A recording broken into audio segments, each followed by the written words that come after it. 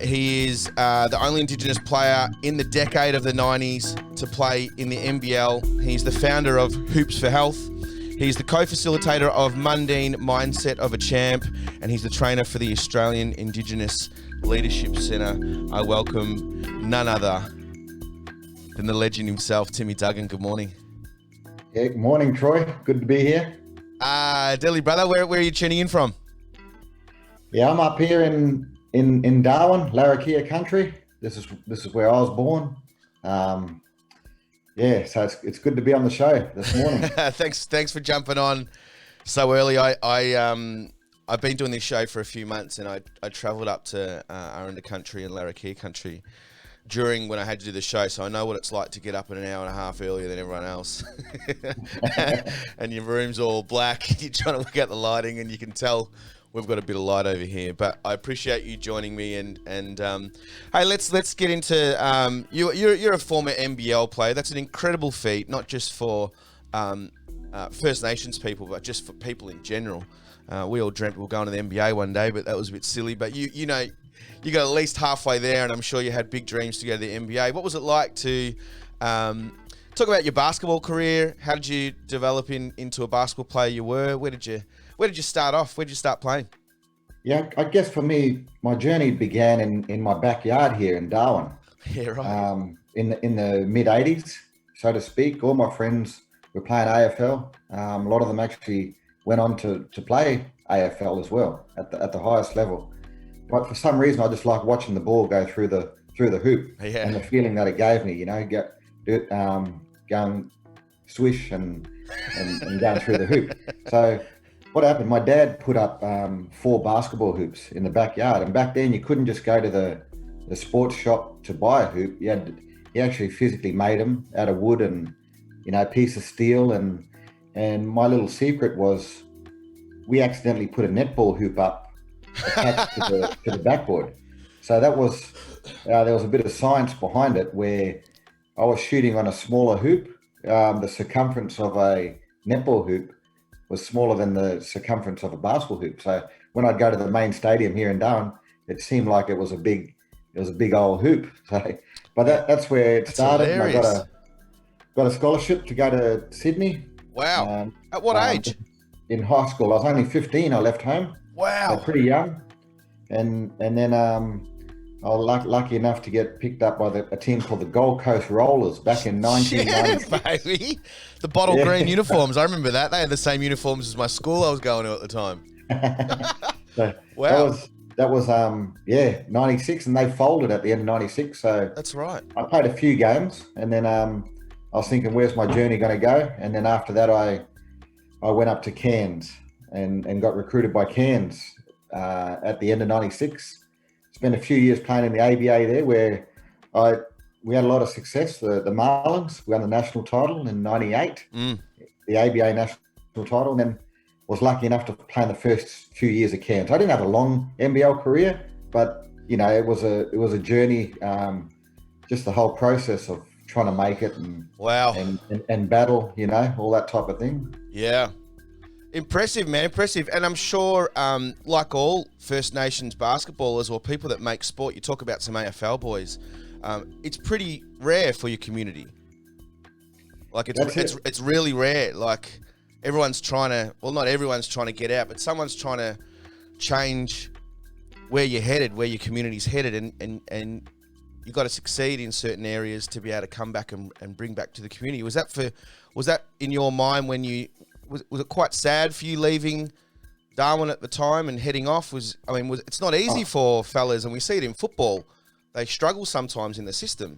Is that the same for you? How did you going into a completely different environment? Yeah, definitely the same. Yeah, I wanted to come home straight away. Wow. Come back home because the funny story was I got off. They said it's going to be a challenge. You're leaving Darwin. It's going to be a big challenge going to the big city.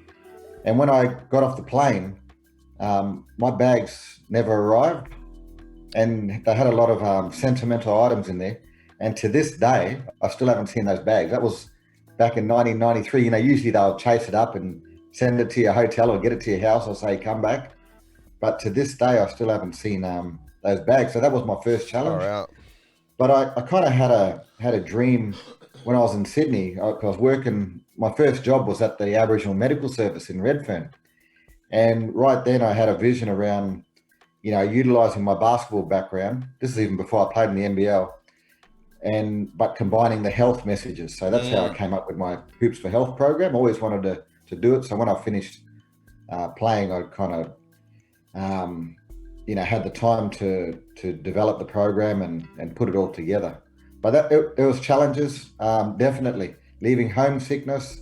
The systems in basketball, when you look at basketball, there's only been 17 or 18 in the National Basketball League, 17 or 18 in the history of the 40-year history that have played in the NBL. But when you look at our mob, mate, we love the game. We play it in the remote areas, in the cities, and we're good at it. We're really good at it, but it's just not transferring to the elite level. So wow. I know Cal Bruton quite well. I'm sure you do too.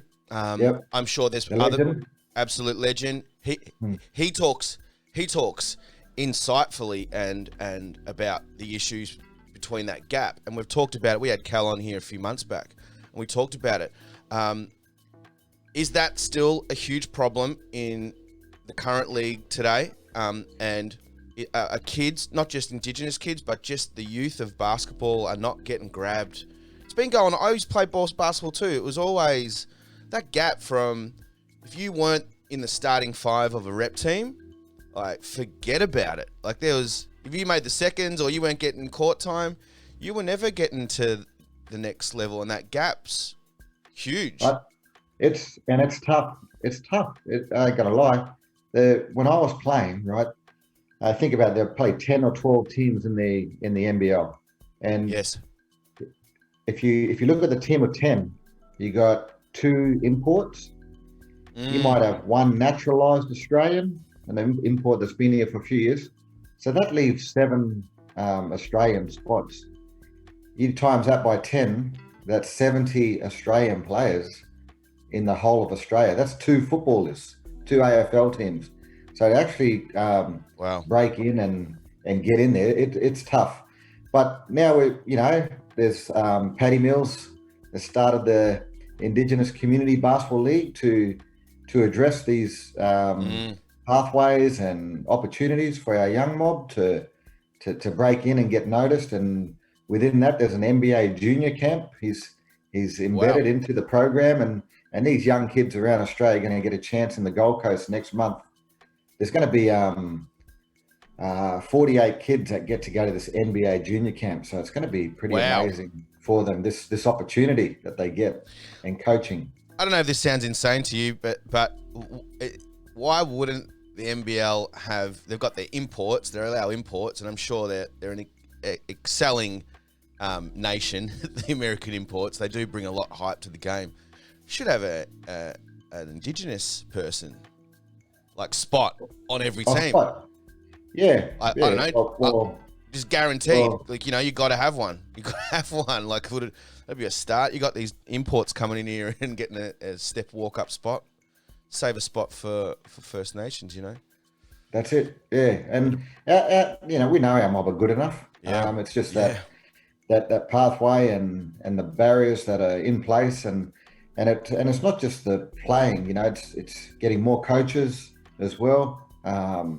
And associations' ability to reflect on, like you said there, if you don't make the rep team, ask the reasons why. Why is this kid not in our team? Why aren't they participating? And then look at reflecting and evaluating and then why aren't these communities involved? Would you say it wasn't ever about lack of skill that you didn't get in? Because they're good enough. Just in general, like a lot of the black fellas going around that didn't get a spot, that they don't get in. Like you said, they were good enough. They were good enough. Why aren't they getting a spot? Yeah, well, there's a number of reasons that could be there. Our mob, our good friend, Kane Muir, he came up with a quote saying, our mob have got to be prepared to make the sacrifices to make it as well. But also people got to understand and walk a mile in our footsteps, our young kids' footsteps, and know who they are. I'll give you an example. And my good mentor, Peter Lonergan, who's the head of high performance for Basketball Australia, he pointed me in this direction in regards to Alex Ferguson, the great soccer manager from Manchester United. Yeah. He said he went to recruit some kids, and there was a young kid smoking a cigarette he was going to recruit, and he said, "Hey, young chap, put that cigarette out." And the young chap just said to him, "Go get stuffed, you know? Who are you to tell me to put a cigarette out?" But Alex Ferguson then turned around and he had his head between his tail, and his assistant coach was laughing at him because he just got put into place by a little 13-year-old kid, you know. He said, go, get out of here. Don't tell me to put a cigarette out. But they reflected on that and they said, look, who are we to tell that kid to put the cigarette out? We don't know where he come from or his journey or his life or what he does. So from then on, when in their recruitment, they made sure they walked a mile in these young kids' shoes. And that probably what needs to happen with our coaches. Where do our kids come from? What's their journey? Yep. Why aren't they participating and asking these types of questions? And then you'll see our kids flourishing. We got some deadly talent out there in the men's and women's at the moment. You got Pinder in Adelaide, Tamri Wigness in Brisbane. You got our legends in the NBA, Patty Mills, and also in the women's, Leilani Mitchell and Abby Cabillo from playing in Canberra as well. So these kids have got these mobs to look up to. It's just a matter of the pathways throughout and looking at how we provide the opportunities. And I think that's look at our strengths as well, not just our weaknesses, man. Look at our strengths, what we bring. Yeah. I think you're spot on. Like we could all do with, even myself. Everyone doesn't know, just because we're all black fellas doesn't mean we all know what it took to get there first thing in the morning at 9 o'clock, or what it took to get to training that night at 5 o'clock. And most likely it would have been a heck of a lot different than the non-Indigenous person, just to get to the training and get the boots on, have your uniform clean. You might be needing a little cigarette on the way to training because you just had the most epic day of maybe not doing well at school, maybe you got discriminated against, or maybe your parents has some trouble going at home, and for you to get to that training court, you're spot on, bros. You're spot on. How does that equate and build up a package that now becomes Hoops for Health? What are some of the core values that Hoops for Health do to, I guess, bring this space more into an equality space? Yeah, our thing is definitely about the building relationships with our participants, our coaches, our stakeholders, and engaging with them. The ability to engage. Most of our coaches are Aboriginal or Torres Strait Islander coaches, and I'll give you the example. We go into the Dondale Youth Detention Centre.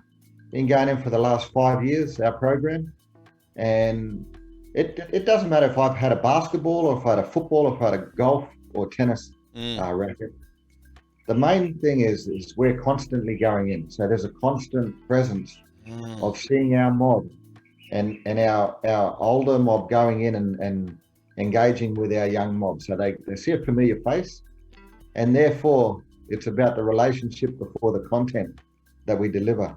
And we got the relationship, now we can start delivering. If we just went in there and tried to do a basketball program, it may work, but because we've got the relationship in there with our kids through family connections or our ability to connect and relate, that just helps our program. That's what Hoops for Health is based on, establishing those relationships and then using the sport of basketball to be able to engage as well. What kind of things could people expect if you were to describe what happens on a day-to-day basis with Hoops for Health? What could some of the school? Do you go into schools, or you obviously go into Dondale? Sounds like you've kind of got a pretty open scope of where you can go. What kind of programs, or what's a day in for a young fella and young black fella to have a day with Hoops for Health with Timmy Duggan? What happens? I'll paint a picture of a couple of days actually. Because, and it's all done in the time for them. So on our Mondays, we have our Hoops for Health Academy.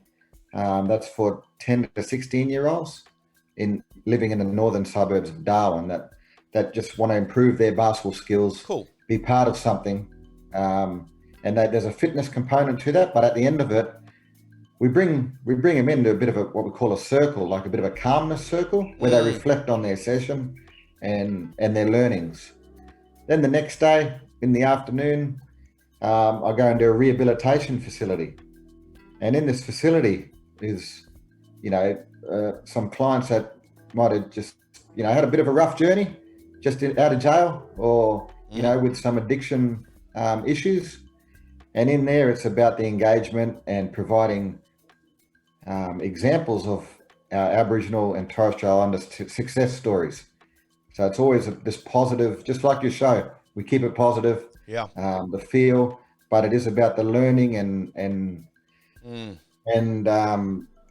concepts based around growing yourself and getting out of your comfort zone. And then again, we'll go out onto the basketball court to get a bit of a sweat up. And then if you fast forward to the weekends, we're in Dondale.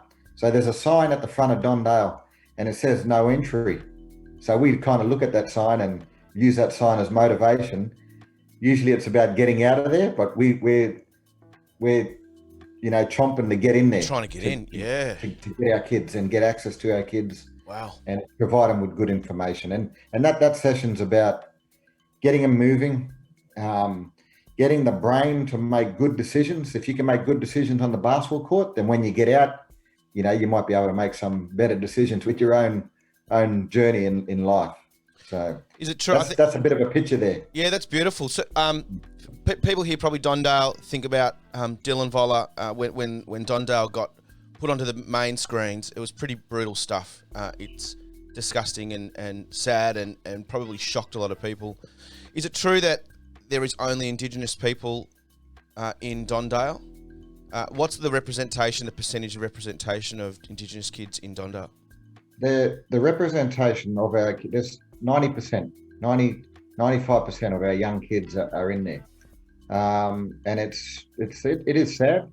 But our focus when we go in there as Hoops for Health is to provide this inspiration, to connect with them. So when they do get out, there's a bit of a pathway for them. They can come to our academy program. They can get involved as in teams and social things that we're involved in to get them out of that system. Interesting story. I brought in 3 months ago. We brought in Anthony Mundine. So good. That's my brother, and he just got off a plane. So not a lot of people will know this story. He got off a plane on a Sunday afternoon here in Darwin. He said, "What are you doing?" I said, "I'm going into Dondale." He said, "I'm coming with you." Had he ever been in before? He hadn't been in there before. He'd been into the prison in Darwin, but not into Dondale.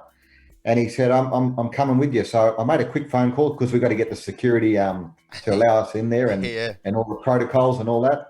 And I said, I got Anthony Mundine who wants to come in. And 5 minutes later, we got all the approvals and we're in there. But he spent the whole half a day with every single young person, black, white, didn't matter, in that detention centre. And the main thing around that, we played a bit of basketball, Hoops for Health, but it's about his journey and his life and some of the barriers that when he was their age, he spoke about and how he overcome those barriers about having a dream. We're not all going to be world champions, but we can be world champions at whatever you do. And that was the message. And, people, the general public wouldn't hear those types of stories about him getting off a plane with no plan, but hearing that I'm going in there and tagging along and doing that for those kids. And not only for the kids, the actual workers in there, the guards and the detention officers, they loved it as well, because they got a chance to see what we say, the unseen Mundine. Hey, great segue, Braz. Mundine, mindset of a champ. I haven't seen a lot of insight into it. I might get you to talk about that because, he's an icon of the sport. He broke out of just being a black fella. He was a world champion. He's an absolute champion on and out, in and outside of the ring, and on the court. I've seen some highlights of him. Brother boy can play. Tell us a little bit about mindset of a champ and what's your role in being a co-facilitator of that program? Yeah, we had a good chat. We've chatted for many years about this, especially to do things after his career.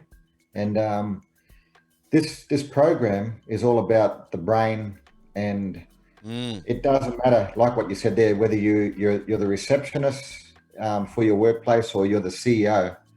What we're saying is everyone can come with this mindset of a champ.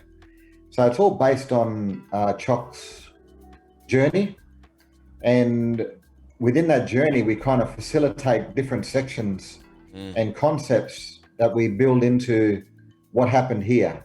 Why did he do that?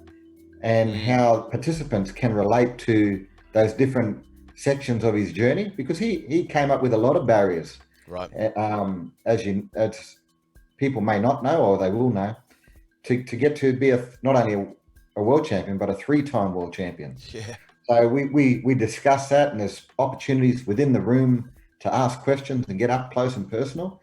And we've got a unique intro to it, where we bring him up and we bring a worker up who's ever in the room, and they kind of have a face off and we introduce a session. But we've done a few in Darwin, and we've actually done a few online during the COVID period. And interesting. But it's all implementing portions of his journey that people can actually relate to and take and use as this mindset around making good decisions and even little bits of leadership and healthy living that he preaches. He's a non-drinker, he's a non-smoker, which people don't know. And he gives some great examples of. I'll share one with you, which is around just being on the ground with people and connecting. So his dad used to take him down to King's Cross as a young fella. And he said his dad did that for the pure fact to show him, people's journey, where they end up and what addictions can do. But they didn't just drive down in the car and point people out. They actually got out and had conversations with the homeless people or people with drug and alcohol issues. And they found out the reasons why that they were here. And people opened up and it was good learning for Chock. But it showed that it wasn't done in a degrading way where they're just driving past people and talking about it. They got out and had conversations and sat down and had coffees with homeless people and find out how did they get here. So we share that journey, and that's a big reason why Chock is we're not perfect, no one's perfect, but that's the reason why he's a non-drinker and a non-smoker, one of the main reasons. That's a little excerpt out of it and brilliant. Part of it, yeah. What do you think about leadership within the framework of First Nations society? Not everyone, we don't naturally want to be when you say leadership and teaching skills of being a leader, but not wanting to be the top, you don't want to be the face and you don't want to be the person with the mic, which a lot of fellas don't. They've got a lot of shame that they don't want the mic, but you get them up around their family and stuff that you can't get them off. But when it comes to leadership, maybe the non-Indigenous brain thinks, oh, cool, that must mean CEO of a company or being the boss of a team. Is that what you mean, or are you bringing it back to something more personally based? And is it the skills of a leader, not being a leader? Yeah, there's a number of, if you Google, with the work I do with the Australian Indigenous Leadership Centre, yes, and that comes up a lot, the connotation of and the definition of the word leadership, and what does that mean to our mob? And we come in with the approach that we're not here, that hierarchy of leadership where people think exactly what you're saying there, you're up here if you're a leader. Well, no, what we're saying is if you Google the word leadership, you're going to get 3 billion hits. All right. So we're not going to know everything about leadership, but with our mob, you got cultural leadership, you got family leadership, and then you got our mob that just go about their business and get the job done, which is leadership as well, without getting the recognition. Yeah. So we explore all this. We explore what is actually the definition of Aboriginal and Torres Strait Islander leadership, exploring our past leaders these people that fought during the struggles over many years. So we explore all these and look at successes and discuss it and say, what is that actually, what is Aboriginal and Torres Strait Islander leadership? And we'll have good debates within the room around that. Yeah. But for us, that big thing around just getting the job done, whether you're in your family, whether you're a leader of your family or your cultural group, or in your workplace, and you just get the job done without the fuss as well. But we explore different leadership styles as well, how to manage leadership. But there's so many definitions around that word. And like you said, people do get taken aback when they hear that word leadership, because they think it's only for that person up here, or I shouldn't even say up here, but that person, where you could be the best, cleaner, janitor. You could be the best receptionist. You can be the best CEO, displaying leadership skills. Leadership is about not furthering yourself. It's about creating more leaders along that journey as well. So that's a big definition. But we really explore what is Aboriginal and Torres Strait Islander leadership, because I think there's an open definition around it, and many definitions around what it actually is. But we've had some really strong leaders, in this country. Some that are out there, and some that just go about their business. You just made my skin got the tingles. Then I'm just thinking wildly in my head. That's such powerful stuff you just highlighted, and probably we've got a lot of non-Indigenous listeners that listen to the show, but also some Indigenous listeners that listen to the show. The first thing I think of, we're in two worlds at the moment. It's a very white landscape we walk in, but we also hold strong to our culture and trying to work out how they go together, and some of the language is different about leadership. So it's really I appreciate you talking a little bit about that, and I hopefully any First Nations people that listen to this show might sit there and be encouraged and go, yeah, I am encouraged to. You don't have to be the boss, or you can be silent, dead silent. You can be the quiet person, or you don't have to have that confidence that bosses seem to have, or it's beautiful and it's really encouraging. We've got some people on the chat line. You can't see it. Sully says, keep up the strong work, Timmy Duggan. Young people need a strong sense of self-identity, along with healthy role models and lifestyle more than ever. This is the best type of tool you can equip anyone with prior to release. It's vital. This is actually from a friend of mine who spent a bit of time in prison. So inside words there. Shelley, love this. Great words to head into our day too. Have a great day. And Carissa, she's Jarwin. She's Catherine Mob. Love this. Great words to head into. Such a great program. We definitely need more of these programs up north. Timmy, I really appreciate your time. What's on for this week? Is Hoops for Health the main bread and butter for the week, or you got a few hats by the sound of it? How do you approach the week?